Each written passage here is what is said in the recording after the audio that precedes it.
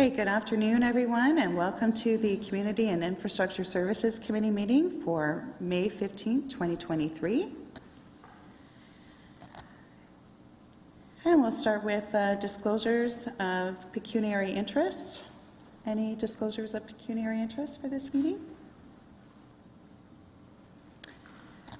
And seeing none, we will move on to consent items. Does anyone have any questions or wish to discuss the consent items? And seeing none, I will ask for a mover. Sorry? Oh, apologize.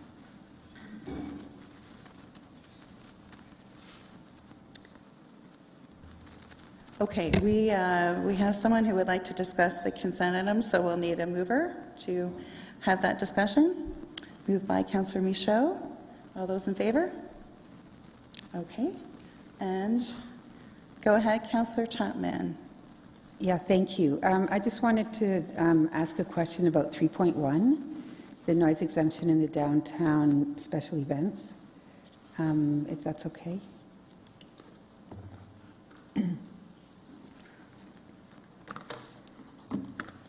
Thanks.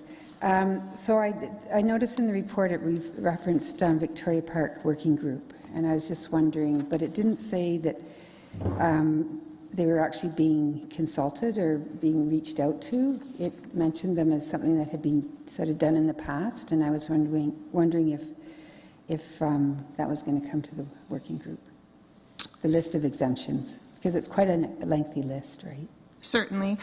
So through the chair, I know our staff in economic development and special events usually consult with that Victoria Park neighbourhood group. So I'm not sure if that's been done in regards to the specific events this year, but it has been done in years leading up to the special events calendar. So this is fairly reflective of what it looked like last year. So I'm not certain if any extra steps have been taken to communicate with them or not. I can follow up with them. Okay, because, and I'm not sure when the next meeting is, but it's probably later in the summer. So I think it would be helpful if that could be circulated with that group. Certainly. So my other question had to be, like, what does outreach look like in this case? Just giving them the list or meeting with them? Through the chair, yes. I believe outreach in the past has been working with them on mitigating some of the concerns they've had, such as amplified sound on the island and some other things that have been put in place. So I think as of late, over the years, we've seen a reduction in the concerns. So I think it's just letting them know what's happening and when it's happening so they're aware. Okay. And as far as the condo buildings in downtown, I mean, even without having many events already in the downtown, I've received complaints about noise coming out of Gaukel Street primarily. So it said, I think in the report, that building owners, property managers would be informed, but is there some way we can ensure that the residents are informed? I mean, I don't know if that information gets trickled down to the actual residents of the building. Through the chair, so I believe what we did last year was we reached out to the condo board there in the property management. We provided them with a list and asked them to share that out with all of the residents in the Charlie West building, because that was the first one to open. I don't recall receiving any complaints last year related to any of the events downtown, so I think that was useful. So we are planning on doing the same thing this year. Okay, I've received a complaint already this year. And before we get into that whole list. Anyway, just so we're aware of that, and if necessary, maybe send out a letter to every unit or something if it comes to that, if we start receiving a lot of complaints, if that's possible. Okay, thank you. Okay, thank you, Councillor Chapman. Do we have a mover then for 3.1 noise exemption downtown special events? Madam Chair, I have my hand up, so I'm not sure if you noticed. Oh, I'm sorry, Councillor Singh. Go ahead. Yes, thank you very much. I raised my hand in an opinion that's going to be a little bit contrary to what Councillor Chapman has just asked. I was a little surprised to, we continue to see these lists for noise exemption But my question to staff was going to be, is it necessary to have it come through council, or is there some benefit to see a delegated staff? Every consideration on this list says yes. So, and on top of it, I think there's been quite strong resounding support of past and current council to see more events happening in your city. And I don't know why we would want to place more barriers. And additionally, just to ask for the clarification question of Councillor Chapman, if we go that route of starting to inform every individual resident in that surrounding area, what would the cost be relative to that? And is that a practice we apply outside the downtown when events happen? Do we start informing swaths of large neighborhoods, informing them in events happening in their surrounding area? Thank you, Councillor Singh. So through the chair, I think staff have already been given delegated authority for some noise exemptions. So generally they're community events, barbecues, weddings, stuff that happens in residential areas. I think where I would have the concern and why we've continued to come to council is generally what comes to council are bigger events where there is more capacity for concerns or complaints to come in, or where there's alcohol involved and large amounts of people, sometimes like thousands of people in attendance. So I think that's where we have come to council, just to ensure that A, council's aware, but secondly, if there's any restrictions or requirements that council would like to see placed on the noise exemption, then there's some opportunity for that to happen. Okay. Would staff have concern on the request that Councillor Chapman just made, that if there are some complaints that come, that we take an additional initiative of starting to inform all the residents? And, you know, she pointed out one building, but I'm guessing in that case, as our downtown will continue to develop, there will be a multitude of buildings in the future as well.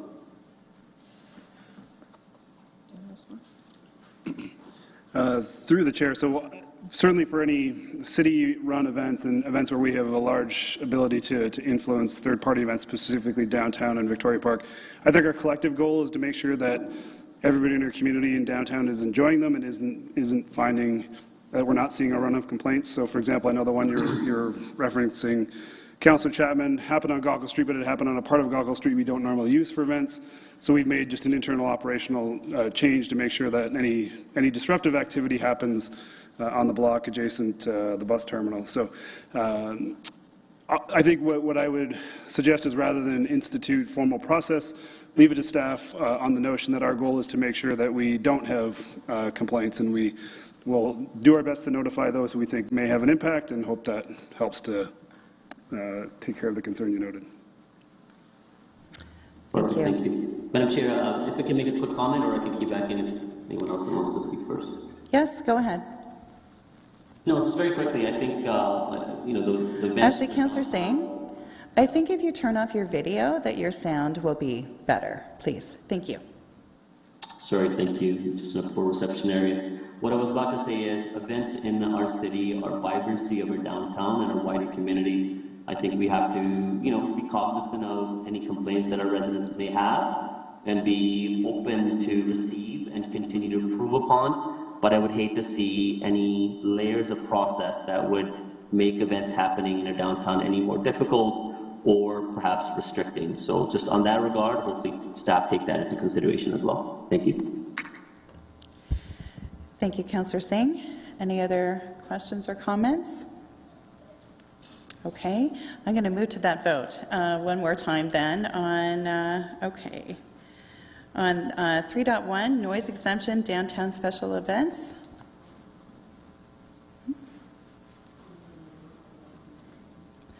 I don't pull that one out.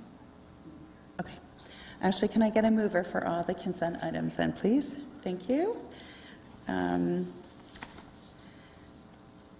All right, and I'm sorry. Councillor Clancy. And all those in favor?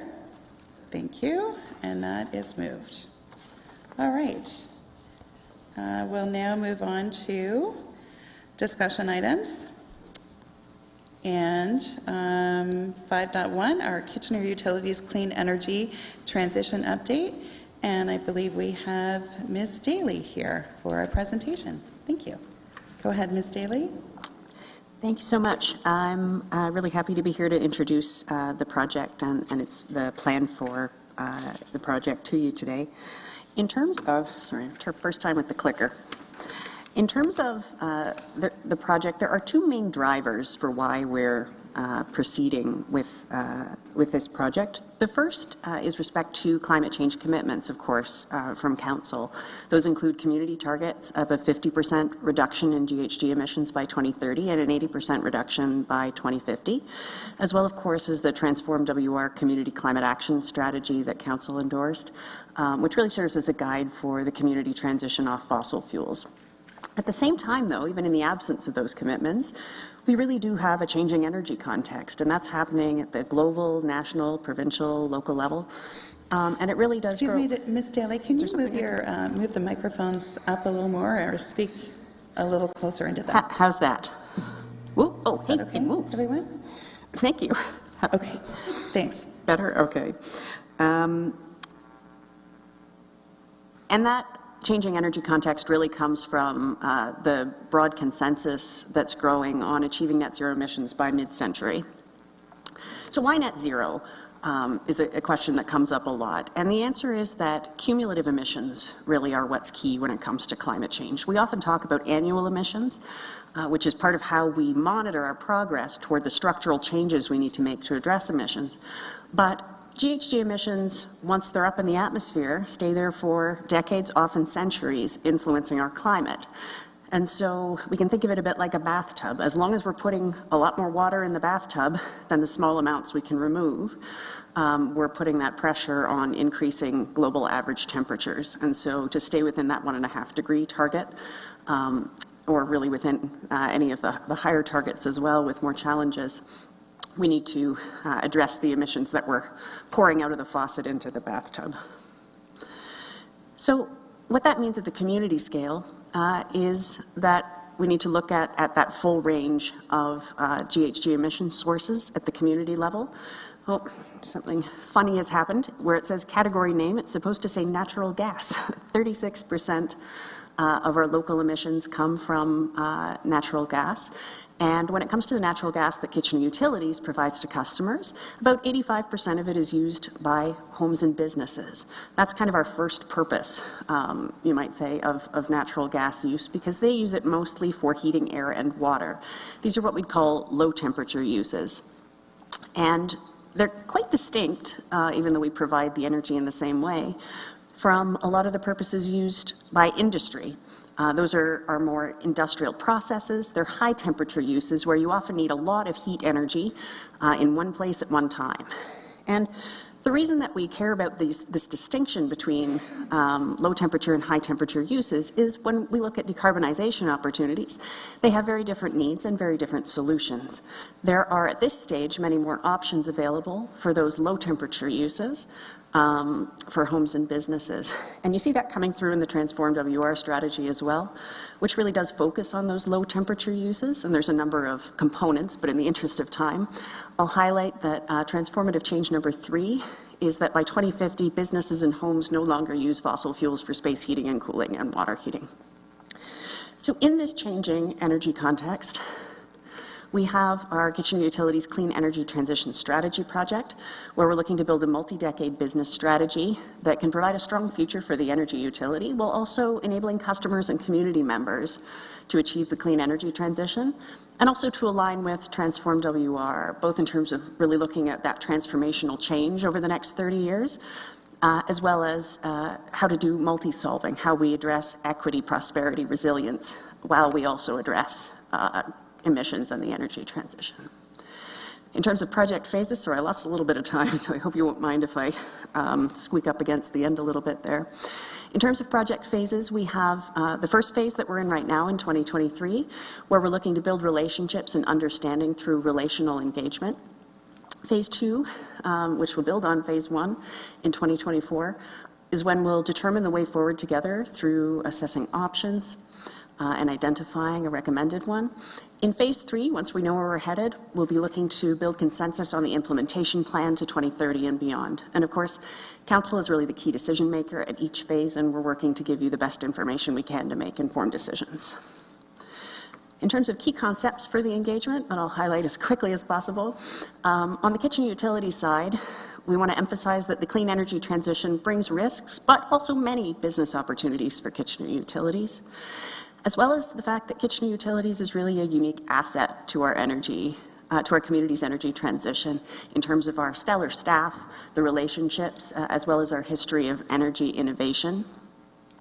On the energy transition, we know that we need to look at energy as a complete system, that we need to address or identify scalable solutions that align with all the different energy futures we might be facing, and also need to look at the changing role of natural gas through the energy transition, and again, that multi-solving to build a stronger Kitchener.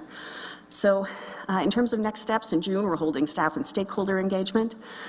In spring and summer, we're looking to have individual discussions with councillors, so we'll be reaching out on that. In September, we've planned public and customer engagement, and at the end of the year, we'll be returning, we hope, to you folks with what we heard. And that's it for the presentation. Maybe I'll move over there where maybe the microphone is better. Oh, that's wonderful. Thank you so much. And we'll go to Councillor Chapman. Yeah, thank you for the presentation and for this initiative. So I have a couple questions. What's the first three phases, how do they actually align with the 50 by 30 goals that we've set?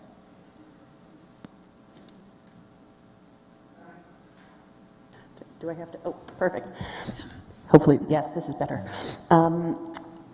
Yeah, it's really critical, right? Because we know that we have, again, because we're thinking about cumulative emissions, right? We care about how much is in the atmosphere in total. Every year that we continue to emit at a community scale and, in other scales in other parts of the world at high levels is using up more and more of what we call sort of our carbon budget, right? The amount that we can emit between now and hitting net zero without tipping over that 1.5 degree threshold. So we definitely want to move forward with and prioritize areas that have kind of quick wins. And the good news is the sort of strategy development project that I've shared with you today is really focused on kind of putting together that multi-decade plan to kind of guide actions for the long term, as well as setting up kind of the sort of near to medium term for 2030. But there's a whole lot of work that has been started long before I began here in January that various folks on Mr. St. Louis's team have been advancing in terms of looking at opportunities with respect to, say, our rental businesses for water heaters, around, say, air source heat pumps, around looking at future needs around renewable natural gas supply, and also other projects happening in other parts of the city with respect to district energy. So all of that kind of work, looking at those pieces that are continuing to advance while the strategy development project continues, and we'll be looking to align those up so that as we get into phase 2 next year, when we can start making that list of, okay, what business opportunities are the right fit for Kitchener Utilities, we have a chance to have the information and those other projects continuing as well. So it's tough because we have to think long-term and short-term at the same time, but I think we're getting things lined up in a way that's going to support that. Okay, I didn't know if there was another comment, but I want to turn to page 6 for a moment. And it says, it mentions the significant limitations to hydrogen and renewable natural gas. And then it goes on to say that they're not expected to replace current levels of natural gas use. So what does that mean? So when we look at kind of currently available supply of sort of biomaterial we could use to produce renewable natural gas, we currently have, it depends on who you ask, but maybe between 10% and maybe 35% of the amount of natural gas we use in Canada today could be replaced with renewable natural gas. And renewable natural gas, while not sort of adding to that top tap, is otherwise indistinguishable from conventional natural gas, and so it works on our existing equipment. When it comes to hydrogen, We can use hydrogen potentially to address some of that gap as well. It is not as interchangeable in terms of equipment and can require, depending on how much hydrogen you're blending in, more upgrades to equipment you might be using. But hydrogen also has to come either from fossil fuel generation sources or eventually from renewable electricity sources. And there's also some loss in the useful energy of electricity when you convert it into hydrogen. So all of these sort of gaseous fuel opportunities we have, which are going to be really critical in the energy transition, regardless of the specific sort of outlay of technologies at different rates that we might see as we head toward net zero. All of them are going to be really critical, and part of the challenge is that we know there will be less available. And so energy conservation is, as we know, really key. Figuring out what the kind of most important uses of those is really critical as well. And there's also, of course, work happening on, say, carbon capture and storage technology, where in larger industrial applications that might continue to use conventional natural gas into the future, the vast majority of that is captured at the source when it's produced, and so it doesn't get into the atmosphere to begin with. So all of those pieces will need to fit together, and that's part of really thinking about our energy system as a whole. Okay, I'll key back in later. Thanks. Thank you, Councillor Chapman. Councillor Davey. Yes, thank you. A couple questions. First, I wanted to acknowledge the slide you put in, which answered my question earlier about the carbon heat sinks from the Corporate Climate Action Plan, so thank you for that.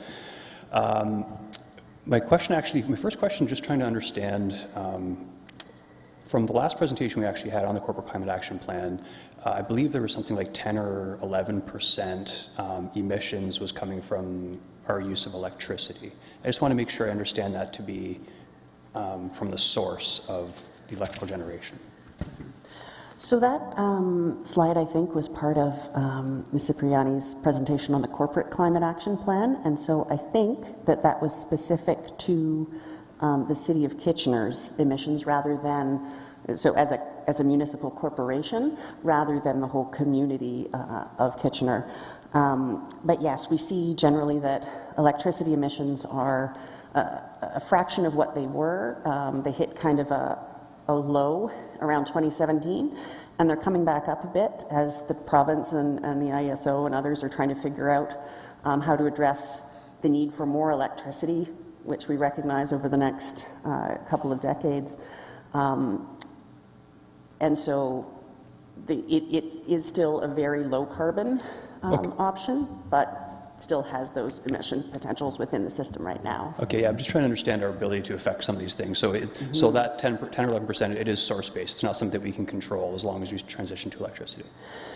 Well, there's some different components of that. So my recollection is that the Transform WR strategy builds in what ISO was using as their assumption for increases in the fossil fuel intensity of electricity use over time. And it compensated for those with a great deal of local electricity generation. And so that fits into some of those broader economic development goals, again with multi-solving, about how we keep more of our energy dollars local through a lot of this work. So there are things we can do in terms of building renewable energy capacity here, and they also tend to have a lot of benefits for resilience, for making sure we have good access to energy in the case of supply shocks or extreme weather. But you're right that we have a lot of interdependence with the provincial electricity system. Unfortunately, we've seen a really big turnaround in the conversation happening at the provincial level on the electricity system, even in the few years I've been working in this area. Okay, understood. And again, just last question I have with respect to our ability to affect some of these things. And I'm not sure if you're going to be able to answer this question offhand or if staff will, but as part of this process, for example, I'm wondering, does the municipality have the authority to ban or otherwise set a sunset for traditional air conditioners, traditional hot water heaters, using gas? Do we have that authority? I think that is a question that is probably outside my specific expertise. What I will say, in the hopes that it's helpful, is that when we look at kind of transition planning, a lot of jurisdictions are starting to talk about dates at which certain types of equipment are likely to become available. In Canada, it's not, especially Ontario, it's not typically at the local level. But we're seeing that on the electric vehicle side, for example, as well, right? In terms of kind of, at what point are we making the full switch to the new technologies that are going to fit in with the future? So we haven't seen too much of that conversation happening in our jurisdiction yet. It has been happening in other jurisdictions in North America at an increasing rate. Okay, so the answer to that question then presumably will be coming through these phases, and again, I would assume that we would want this to come from a higher order of government, so there's some consistency across the province or country, but will that advocacy work come as part of the future phases of this process? Yeah. I think there's certainly a lot of potential, and we know that partnerships are really critical with other levels of government, with other local governments, with partner utilities especially. And as we think about the steps in that, we know that we need to line up policies and opportunities at all levels. And the good news is that a lot of the technology is coming along quickly to help us with that. And so it's a matter of making the most of, and I think this was part of Ms. Cipriani's presentation as well, what are the portions that are under direct control, that's our operations as the city and as Kitchener Utilities, and then what's our influence? And given Kitchener Utilities' critical work in providing energy for our community for so long, we have a different kind of influence added to our municipal context. So I think thinking about how we can work together on a lot of those pieces is really important, and there's a lot of initiatives happening already across the area to pull all of those together. Thank you. Thank you, Councillor Davey. Councillor Clancy. Yes, thank you very much for the presentation. I'm excited to learn about this work, learn more about this work. I was just curious, guess I'm always concerned when there's a team of one. Climate change and our energy transition is quite a huge undertaking, and I just wonder if there's some, I know this isn't for you per se. I love your leadership, and I can tell we're in good hands with your expertise, but I just wonder perhaps as an organization if in the future we might consider scaling the department, considering how significant the work is. I know that might be premature to talk about, but... Go ahead. Okay, through the chair to Councillor Clancy, thank you for the question. And yes, we're very lucky to have Kate providing leadership and support around advancing the clean energy transition for Kitchener Utilities. Kate is also supported by a fantastic team who've been doing a lot of work prior to her arrival in terms of positioning the utility, as she mentioned. And so there's a project team made up of Kitchener Utilities staff, Ms. Cipriani and the corporate sustainability office, as well as planners and others across the city. And so certainly for this stage of the work, we see bringing that expertise to the table as being really critical, as well as other partner organizations. And then as we define the options and then the implementation strategy, we could let, that's the appropriate time to say long-term, how are we resourcing and how best to resource that. Thank you.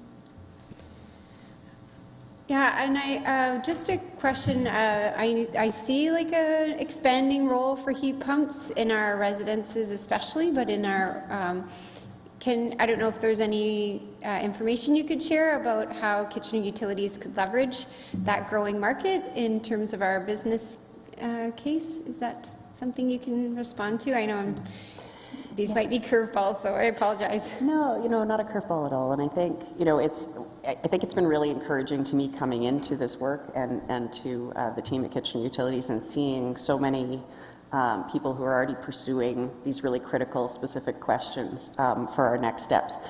I think where we really get into identifying those kind of critical pieces and how they might fit into a future kind of business approach, we'll really get into that in phase 2. And it's a bit of a mix because on the one hand, we really want to bring out discussion in our relational engagement on some of these items, but we also want to make sure that we're stepping back to really set that bigger picture piece, because it's really easy to jump to the answer without fully fleshing out the question. And so I think more specifically to your question, I know that the rental water heater team has been looking at opportunities, for example, such as heat pump water heaters, rather, which do run on air. And, you know, as part of assessing that, there's certainly sort of thinking and work on looking at what steps might be, because when we get down to the list-making stage next year, we need to know kind of not just what could be on the list, but we need to know more about it and to be able to build on that. So I think certainly there's a recognition that that's really critical, and we have seen some other utilities start to look into options relating to heat pumps and involvement in them as well. But again, we want to make sure we're stepping back, looking at the whole system and what pieces Kitchener Utilities is really well suited to support the community with as part of its long-term business horizon. Yeah. Thank you. I'll cue back in. Okay. Thank you, Councillor Clancy. Councillor Deneau. Thank you, Chair Johnson. Ms. McGoldrick may have answered this. I'm not really sure if she did or not, but is the city working or planning to work with local tech companies, educational institutions to develop some plans and options and work with them to develop technology, or is it kind of just more going to be an internal citywide endeavor? Sure, yeah, I think I can add, so one partnership that I'm really excited about in particular is the WR Community Energy Partnership, which grew out of the 2018 Community Energy Investment Strategy for Waterloo Region. That's a partnership between the 3 cities, the region, and the electric and natural gas utilities that serve the area. And we have a staff member there, they're growing, I believe, to really support that key facilitation between the utilities and municipalities, because it's rare and lucky that we have this potential integration because of the location of Kitchener Utilities, but we know that those interactions are going to be really important throughout this work. In addition to that, and through some of that as well, we have lots of partnership opportunities and projects that involve you know, the education institutions. There have been some different initiatives kind of filtered through some of the partnerships around you know, potential retrofit supports, around looking at energy poverty, a lot of these different pieces that also get into questions like, well, what is our you know, contractor training skills like locally? So I think I've been really encouraged in this work to see just how much of that kind of partnership, interorganizational kind of thinking and collaboration is coming forward. And I feel like there's going to be some really good opportunities to build on that through this project, in addition to building on the strong team we have internally. Awesome. Thank you. Thank you, Councillor Deneau. Councillor Chapman. Yeah, thank you. So I'm sure you've heard of Dr. Angela Carter, who's, you know, referred to as the energy transition expert at U of W. And I was just looking a bit at some of the work that she's doing, and you know, she looks at the Scandinavian countries, but she also looks at the Quebec case in Canada. And I was interested to learn that in June 2022, which is just last year, Quebec banned fossil fuel explorations. They announced that they would ban fossil fuel explorations by 2025. And by 2025, all new replacement heating and hot water systems must be zero emissions. She also states that oil-powered heating has been banned for new construction projects in Quebec. And after 2025, it will be illegal to replace any existing furnaces with natural gas-powered systems. So I guess why I'm bringing this up is our plan, phase 1, 2, and 3, really we don't initiate any dramatic changes in what we're doing until that point, until 2025. So I'm just wondering how we can help you, through, calling maybe on the province to introduce policies that will allow us to expedite this process, because I think there's a lot of work that's out there. And sure, it's fine to do consultation and look at different things that we might want to consider, but that work is out there. The Scandinavian countries, as I said, are way far ahead of us. And so I'm just wondering what we can do to help sort of move this process along.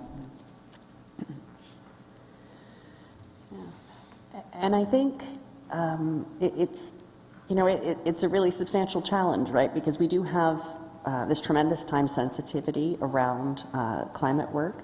The good news is we do have, and again, thinking about scalable solutions, we do have lots of scalable solutions. Scaling them still takes some time and planning. I think I will just note, very encouraged by the progress that's being made already in kind of moving forward on a number of these items, both through partnerships and within Kitchener Utilities specifically. When it comes to that broader kind of picture, I think it does come back a bit to the question of alignment and policy alignment across different areas, jurisdictions, peer jurisdictions, but as well as sort of up and down. And so there certainly are always opportunities to engage with, for example, provincial and federal bodies. I know that's going to be likely a piece of some of the corporate work happening soon as well. We know that having plans for kind of a net zero electricity grid are really critical, but we've seen huge shifts in how we're talking about that in the last 6 months to a year, I would say. So I think a lot of those conversations are aligning well. But making sure that governments at all levels are really lining up all the different policy pieces and tools to be supportive of future needs rather than the past that we've designed them for is really important. That's a pretty general answer. I think as we get into a lot of the conversations that we're hoping to have this year, I'm hoping some of these themes start to come out in the discussion as well to help inform our next steps. And most of that consultation is really happening between now and the end of September. So it seems like a ways away, but not to me as I try to plan. Yeah, it's a 2025 benchmark that I'm worried about. Okay, thank you. Thank you, Councillor Chapman. We'll go to Councillor Singh. Thank you, Madam Chair. Hopefully my connection's got a little bit better. I think a few good questions have been asked already. Just want to get some little bit more clarity from you, Ms. Daly, as well. Just in consideration of where we are based on past council commitments. So it's my understanding that in 2021, our council endorsed Climate Action Waterloo Region, a collaborative approach from the regional municipalities to work together towards 80% of greenhouse gas emissions reduction by 2050. So that's a council-endorsed initiative.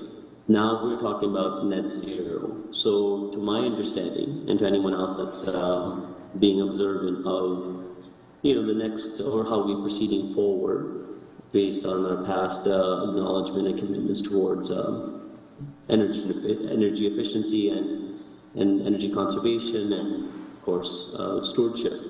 Have we now, is that the new goalpost, net zero by 2050? Yeah, this is actually... And when did that get endorsed by the council? Sorry, Ms. Daly. Did you have a hard time hearing? I think I caught just a bit. Thank you, Chair. I think if I've understood correctly, the question is about the 80% target in Transform WR as endorsed by Council in 2021 versus kind of the net zero trajectory. It's a really great question. I'll try not to turn that into a 20-minute answer. But The short version is when we started, and I was in a different role actually, at the time we started having that conversation about the target that would be the guide for the development of the strategy that became Transform. I was the plan manager at Climate Action WR, and I remember that at the time, 80%, it was 2017, early 2018, 80% seemed huge. Nobody else had a target like that. And it took a lot of consensus building for us to have all the councils and their staffs get behind that target. Between there and when we finished Transform, coming back in 2021, the conversation had changed completely. The science had been updated and we knew more about what we needed to do and how quickly. And the conversation had shifted such that a lot of places were already setting net zero commitments. And so the challenge we had in developing Transform was to meet the target that we were asked to meet while making sure that the strategy itself set up the community for what are going to be continuing accelerations in the expectations, recognizing that when we come back to talk about community commitments in 5 or 10 years, we're not going to be talking about 80%. And so, again, I don't want to take up too much airtime here, but the pathways in Transform were built around that. The specific actions and targets were largely built around that as well, trying to make sure that the work towards that target that had been set sets up the community for future expectations and that we can continue to build out. No, and I appreciate that. And you know, I asked the question in a critical format, but I'm not trying to be critical. I'm trying to be conscious on our ability as a community to meet our objectives. While at the same time, you know, in just a very short time ago, we had set our goal that was slightly different than what the new conversation is leading towards.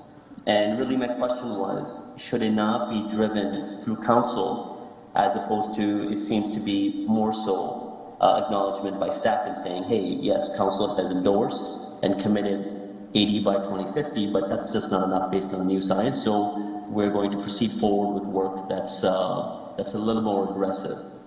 Or am I right to assume that ultimately that will be the decision of this council, and that's part of the consultation that's going to take place, especially through phase 2, that's going to go through of, you know, more so hard case considerations of how would we achieve the net zero by 2050 endeavor, and that too on top of the cost implications attached to it, especially coming back to the conversation at hand with our Kitchener Utilities as a corporation, as an asset to this community, what that would mean as a valuation to that asset. What would that mean as a cost overall to our ratepayers? So I just was looking for more of an acknowledgement on that, that we're not setting forward with policy that is already going to be kind of pre-accepted, that's what's going, that's even the intended goal, or there will be fulsome conversation that takes place as well with this council. Thank you, Councillor Singh, and I think Mr. Chapman would like to weigh in here. Go ahead, Mr. Chapman. Once I let you, there you go. Thank you. Through Madam Chair, Councillor Singh's understanding or expectation is correct. That any discussion around increasing the target that was set by Council would be a fulsome discussion with Council. And the Councillor is correct. The work that we're doing right now is to actually cost out the implications of implementing 80 by 50, or similarly the costing to get to 100 by 50. What I do want to clarify, though, is that that's not the scope of the work that's in front of you today. This is all about the energy transition for our line of business called Kitchener Utilities. That's different from the ambition that we set as a corporation around greenhouse gas reduction. That's work that Ms. Cipriani is leading, and that work will come forward to a strategic session of Council for discussion. And so to be clear, that's a target that will be set by Council when you have full information in front of you. Thanks, Mr. Chapman. Ms. Daly, did you want to say anything as well? Covered it very well. Thank you. Okay. All right. Thank you. Moving on then to Mayor Verbanevik. Thanks very much, Chair Johnson, and just apologies if this was asked earlier, but I guess my one question is,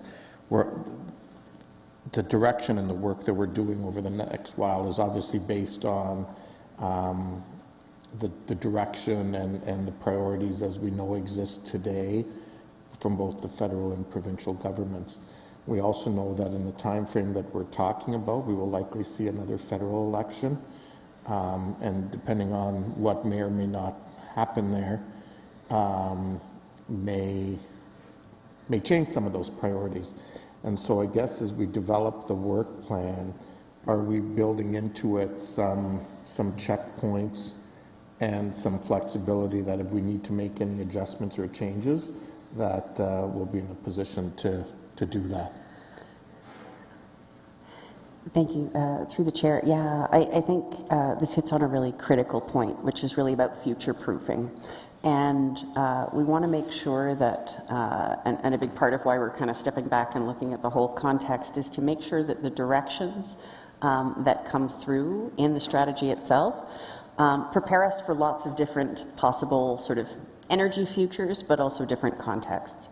I think when we talk about kind of, federal or provincial leadership, how that plays out, say, at the international stage on climate, we know that there are these sorts of fluctuations in leadership in different countries at different times. I think the good news is that there has been a lot of convergence across sort of democracies and other countries. We see some consistency coming through there, but we want to make sure that whatever opportunities are coming up, that we've got sort of some guidance on how we course correct as things change, because over the course of 30 years, there's going to be lots that changes, and also that we're building a strong strategy based on what we know with some confidence right now. And I think often in this work, we feel like there's a lot of uncertainty, and there can be with respect to what specific technologies will be deployed, at what scale, at what specific time frame. But there's a whole lot we do know about what's common to all the different scenarios through which we might achieve net zero.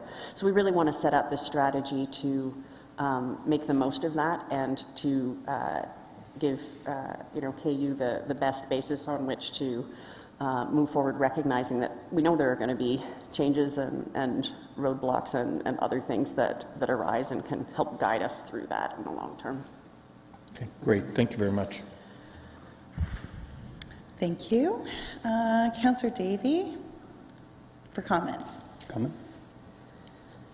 Yeah, thank you. Has anyone moved this yet, Madam Chair? So, yeah, I'd be happy to move it. I just wanted to comment. I find this, I don't know what the word is, strange, ironic. We're one of two municipalities that own a gas utility, which means us around this horseshoe are the de facto board of directors for a gas utility, and we're actively trying to find a way to not sell gas. It's very strange in that sense. The reasons are obvious before us, but I think we have to be cognizant of the powers that we have to be able to affect this. And I've always been a big believer that, telling the private sector how to do something is not a good idea, but setting guidelines and policies and targets is, because there's a lot of very bright people working on very innovative ways to solve some of these problems. And I do find it interesting that we do have, sunset clauses for internal combustion engine vehicles, but as far to my knowledge, there's no sunset clause for air conditioners, when there is a technology that is becoming less and less expensive every day, and it emits far less harmful gases. So I really hope that is part of the solution that comes back to us, and I do really think it has to be a provincial or federal mandate to put a sunset on these types of devices. But it's weird, again, the easiest thing to do for the governments to set these sort of clauses and let the private sector figure it out. So I will be supporting this, and I'll be looking forward to seeing the next phases that come back. Thank you for the work. Thank you, Councillor Davey. Councillor Chapman. Yeah, I also wanted to thank you for the thought and the care that's being put into all of this. I think it's really important. I will be supporting the proposal and the project phases, but I do hope that between now and 2025 we can work together and maybe put pressure on the provincial government to advance some action plans. And there's so many things that can be done. I think that that if we, rally together, we can maybe get things happening sooner. So thank you. Thank you, Councillor Chapman. Councillor Singh. Yeah, Madam Chair, before I ask my comment, I had another question I keyed in to just ask some additional question. Would you be amenable to that? Absolutely, go ahead. Yeah, thank you very much. Ms. Daly, I can understand, consideration of wanting to look at strategies for, cleaner energy use and transition of our natural gas utility towards that. But there's also technologies that, are kind of along the horizon, and it's becoming more and more evident that that will be a sense of reality of our future. But, carbon sequestering, right? Is that something that we will look at as a strategy as well as part of this phase work, that consideration will be given, not necessarily complete transition perhaps, because there's a lot of consequence and cost and risks attached to that, but maybe in a different way of investing where we're mitigating on the the carbon emissions that are coming from the type of business that we're in, that get us to that net zero ultimate goal. Thank you. Through the chair, also a really great question. So there's two fairly distinct technologies at play here that I sometimes end up smushing them together. The first is carbon capture, sometimes carbon capture utilization and storage. And that's something that you can do at an industrial scale, somewhere like a power plant or a big factory, in order to capture carbon when it is being released through the burning of fossil fuels. And in that case, it can be potentially stored in sort of underground caverns and things, and that's part of the plan there. Those technologies are advancing. They're likely to only be applicable at a large scale, so somewhere where you have large equipment where you can afford to have that kind of capture technology in play. The other is less specific to the scale of fossil fuel use, and that would be direct air capture. That's if we can find technology that allows us to remove emissions that have already been put in the bathtub, so to speak, and to pull them out of the air regardless of when they're produced. You don't have to do it at the same time. And a lot of the variations we see in different pathways to net zero, the Canadian Climate Institute has modeled 62 different ways we could achieve net zero by mid-century across Canada. One of the biggest variables in terms of how much flexibility we have in those is about how far along those technologies advance. So that is an unknown. At the same time, there does seem to be a growing consensus that we're going to need those direct air capture technologies, but we're probably going to need to use them to address emissions that are already in the atmosphere because we're that far along on the climate path. And so there's a lot of concern about relying on pathways to net zero that use direct air capture to compensate for ongoing emissions, because we're likely, if we can scale it, to need to kind of take us back down to a safer level. So those are certainly part of those energy futures considerations. How much of these technologies are in play? What does that mean for the range of other technologies that can be used while still achieving that net zero piece? And that's some of what we'll be, I'm hoping, talking about a lot in some of the sessions that we're having in June and the fall. So I think it's a great lead into the next phase of engagement. No, thank you for that answer. I think it gives a better sense of understanding the difference between carbon capture and carbon sequestering, and the later part is large industry or, a larger mechanism of being able to, making sure it doesn't go up into our atmosphere and making sure that it's stopped at source. But could we not invest? Because at the end of the day, it's ultimate greenhouse gas emissions, right? Be it happening here or somewhere else, if there's some overall benefit to our national environment and global environment, it ultimate goal, the positive intention is the same. So could we not invest into possible endeavors that are already in the process and are seeking additional investments? Is that a way that we can do it as well? Through our utility.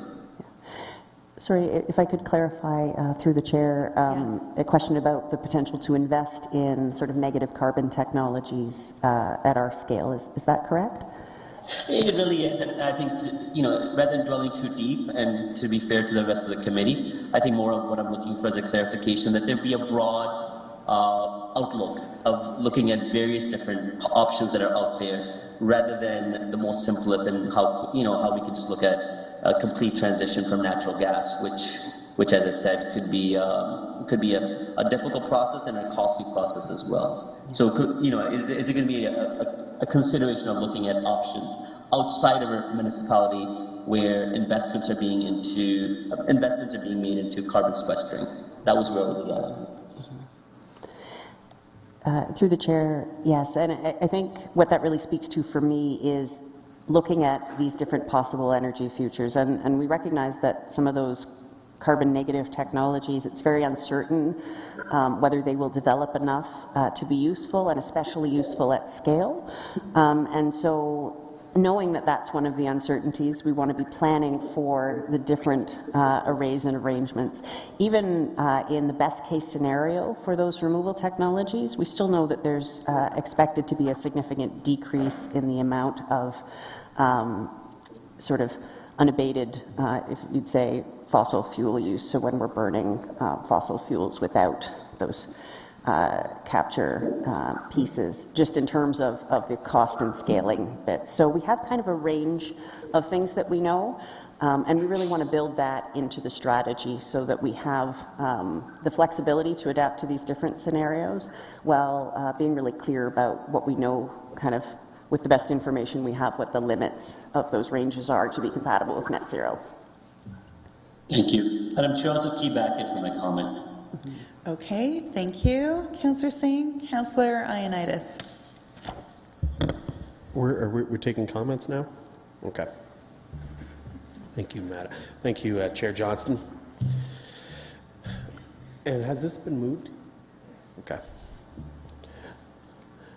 I think I just want to point out that I fully support this approach, this phased approach, and my rationale for that is, and I think staff is in the report as well, that we need to get this right, because we need to do this in a more cautious, and I know it's an urgent matter, and but at the same time we need to be cautious. We got to look at the health of this organization when we transition out of natural gas, but also to the health of our community. So I'm prepared to do a slow approach to get this right, to figure out which technologies is going to be useful. And I do believe that technology is the way forward. And I agree with the report. I think it's critical that we get this right. So I support the approach and the phases. Thank you, Councillor Ioannidis. Councillor Clancy. Yeah, thanks a million. I do feel like it's good. You've done a lot in your short time already.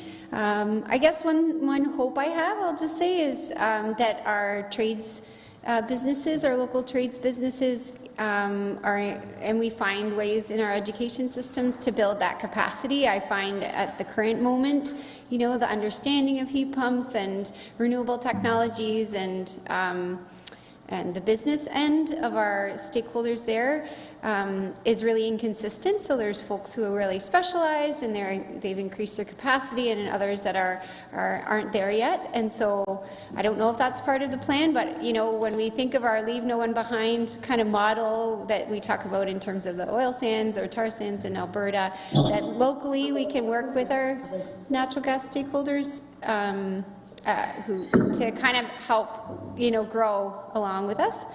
And then the other part was just when we do have considerations in terms of the fees, how do we, and maybe this isn't a comment for today, but I'd love to learn more about how we can ensure that vulnerable people in our community have access to cooling, and how do we work with Kitchener Housing and other not-for-profits to make sure that as we shift, we can also increase people's access to cooling.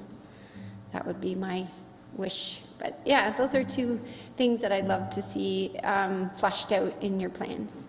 But thank you so much for your work. I feel good in your hands, and I look forward to all the updates you have, and if there's anything we can do around the Horseshoe to support your work, let us know. We're talking to constituents all the time, and I think we want to kind of get ahead of some of that communication, and so I want you to feel like you can utilize us as kind of your eyes and ears locally, and how we can kind of convey some of these messages, because I think our community is going to experience a big shift as well, and the more we can do to buffer that, we're happy to help, I think.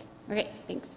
And just carbon capture, I'm sorry, I have to say that it's not proven, so putting our eggs in that basket is a big risk. And I want you to look at any of our people around the Horseshoe can really do their homework on the carbon capture, because yes, it looks great, but I feel that it's somewhat greenwashing at this point. I don't feel like the amount of money that you invest really translates into the outcomes, and I don't foresee that changing in the years to come. So, when we look to renewables, it's best to look at kind of the data we have that exists right now, rather than, what we hope will be for a certain technology in a decade.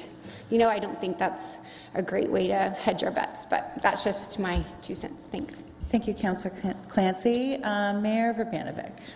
Thanks very much, and I too will be supporting the motion that's before us.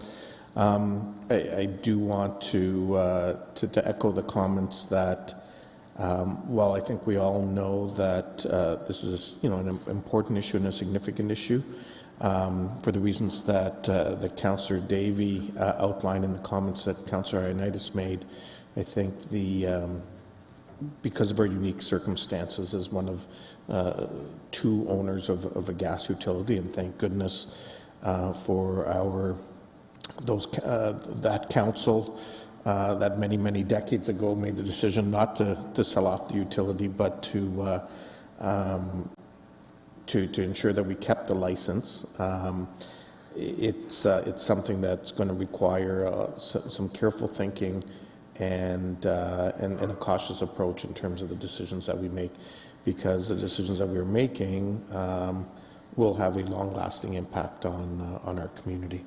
And I think the same diligence that they clearly took many decades ago that benefited this community is the same approach that we need to take looking at it going forward. Thank you, Mayor. Councillor Singh. Yeah, thank you, Madam Chair. I think I've made some comments to my questions already, but I'll just add to it a little bit more. I agree with some of the comments made by Councillor Ioannidis, Davey, and Mayor Urbanovic. The comments are absolutely right, that we do have to proceed with a sense of caution. We have to be realistic to realities of climate change, but at the same time, we also have to be realistic to what we can achieve for a utility that does give quite a bit of community benefit to our taxpayers, and at the same time our ratepayers as well, where they have energy security through a community ownership of a utility company, and that's it's an important aspect of this community, and based on past decisions of past councils that made the right choice of retaining it instead of selling off like many other municipalities have, and where that gives us some sense of control of making continued positive changes. It may not be that the net zero by 2050, but at the same time, it can be substantive changes that improves the operations and the efficiencies of how we deliver energy to our residents in this community. And just circling back to the last thing that Mayor Venture said, we have to be careful and we have to be conscious. There's a lot of effort that can be done through advocacy, and I think that's something that we can continue to do. And I want to reframe my comment one more time. I think we have to be observant on the changing technologies that are happening. Perhaps they don't show a clear sense of possibilities yet, but that's not to say that decades to come, that's not going to be the reality. What we're talking about is, 3-decade approach. The 2020, and this decade, the next into 2040, that is a considerable amount of time that we can rely on technology to meet some of that gap. whereas, rather than assuming that the reality of today is all we have, and the possibilities of today are all that we can consider. And I think that's it's a very narrow and short-sighted consideration. We have to look forward as well, so that we can make sure that we're not trying to be grandeur and principle-driven, but try to be realistic, and at the same time hope that we can rely on the changing technologies to supplement some of what's required for us to do. But I'm still very happy to support this first step, because I think it starts with exploring all options that can be considered, and I think that's a positive way of moving forward. Thank you. Thank you, Councillor Singh. All right, that appears to be all of the comments. On motion by Councillor Davey, it was resolved that the project phases and approach for the Kitchener Utilities Clean Energy Transition be endorsed as outlined in Infrastructure Services Department Report INS-2023-199. All those in favor? And that is carried. Thank you. And thank you, Ms. Daly, and thank you, Mr. St. Louis, for your presentation. Now move on to information items. Are there any information items that anyone would like to discuss? See none. Do I have a mover? Okay, thank you. And sorry, I guess we didn't need that. Yeah, we're good. Okay, good. We'll now move on to the item 6.1, the 2020. Sorry, we don't. That was it. Okay, we're adjourned. We are adjourned. Oh, so moved by Councillor Davey. All those in favor? Thank you.